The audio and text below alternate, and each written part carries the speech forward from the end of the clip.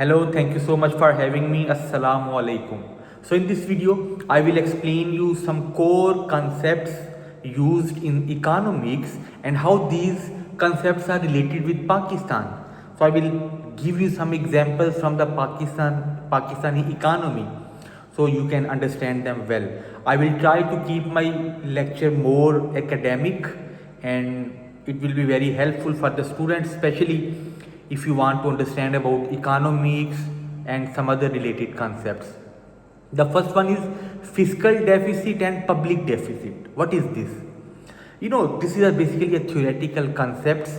I'll let me explain it for you. The fiscal deficit occurs when the government expenditures they exceed the revenues. The earning of the government is less and the spending of the government is more. According to Keynesian theory, both pronunciations are used. According to the Keynes, short-term deficit may stimulate growth sometimes, short-term deficit, but persistent structural deficit they increase public debt and macroeconomic instability in the country. So how these are related to Pakistan?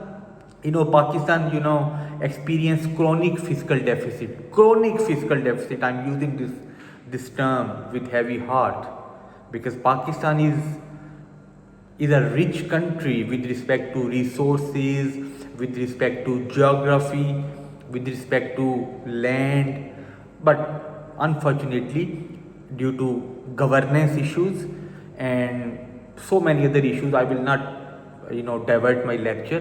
So Pakistan actually experiences chronic fiscal deficits due to low tax to GDP ratio. Number one, tax to GDP ratio is very low. The tax collected is very low. High current expenditures and debt servicing burden. Persistent borrowing increases public debt and reduces fiscal sustainability. So increasing persistent borrowing actually increases public debt. This is very unfortunate. The ruling class of Pakistan, they do not bother it because these are the public tax, the money borrowed from IMF. This is going to burdenize the public. In coming days, I will make a video on IMF as well. So I'll show you how when the government borrows from IMF, it actually burdenizes the public, not the government, not the elite. So this is very interesting. And I think this only happens in Pakistan. So anyhow, the other concept is current account deficit. This is also called balance of payment theory, current account deficit. The current account deficit reflects trade in goods, services and transfers. A persistent deficit indicates structural imbalance between domestic savings and the investments. So according to open economy macroeconomics, prolonged deficit, like in case of Pakistan, we are facing current account deficit for many decades. So prolonged deficit leads to reserve depletion. Our reserves go down and down, currency depreciation and external borrowing dependency. How it is relevant with Pakistan, let me tell you how it is related to Pakistan. Pakistan imports energy, IPPs, mashallah, the government, the people in the government and their family members, they have their IPPs. So Pakistan imports energy and capital goods while exports remain, concentrated in low value. The textile materials, those are low values. So this structural trade imbalance results in recurring the balance of payment crisis. It increases the balance of payment crisis. You are getting the imports for 100 rupees and you are doing exports only for 10 to 15 rupees. So the balance of payment crisis is expanding more and more.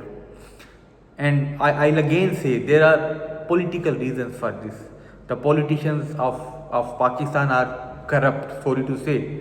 And the few politicians who are not corrupt, they are not treated well in Pakistan.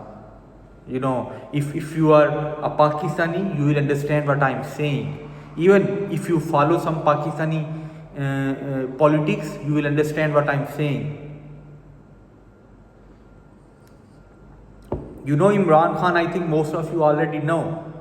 In his tenure, these economic indicators were much better. Pakistan was, moving in the right direction. The economy was taking off. The indicators were very positive, although those were low. But our system, the mafia system. So what should I say? Anyhow, the third indicator and the last indicator for this video is inflation. Monetary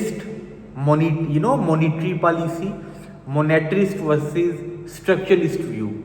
Let me give you its theoretical concept first. The followers of monetarist, they argue that inflation results from excessive money supply. When there is so much money in the market, in the pockets, in the people's bank account, the inflation will go high. This is one view. Then structuralists, they argue that inflation is in developing economies arises from the supply rigidities and institutional constraints. I actually endorse this concept more. So how it is related to Pakistan? Pakistan experienced cost push inflation in case of energy imports, cost push. Then exchange rate passes through and the monetary expansion. Inflation reduces real income and increases inequality. For example, how it reduces real income? For example, my income is 100 rupees and my expenses are 50. So 50 rupees are my saving. Next year, I buy a product for 10 rupees in 2025. In 2026, I buy the same product for 20 rupees. So my income is 100, but my expenses become 100 as well, because the prices of the product becomes double. So my expenses will become double, will multiply by 2. So my real income actually decreases. You say, oh, my income was 100 before and 100 after. Oh, okay, income was 100, but what about the expenses? Your real expenses should be 50, like the previous year. So this is how inflation actually affects your real income.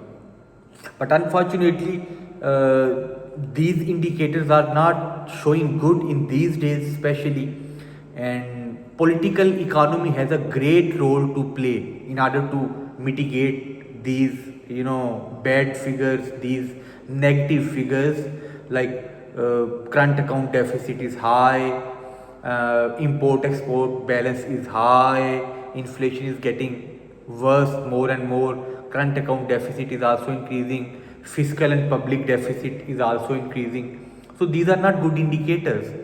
So like I gave you an example, when Pakistan takes loan from IMF, for example 1 billion loan, normally 1 to 2 billion loans they take, it is only affecting the common people. IMF will impose conditions on Pakistan that collect more tax, then we will issue the loan. So how the government collect taxes? From the common people. So actually inflation goes high, their real income goes down. So in this is like a trap. You cannot go out of this trap until or unless your government is sincere to your country, which is not true in the present case. So anyhow, I will end my lecture here. See you in the next lecture. Assalamu alaikum.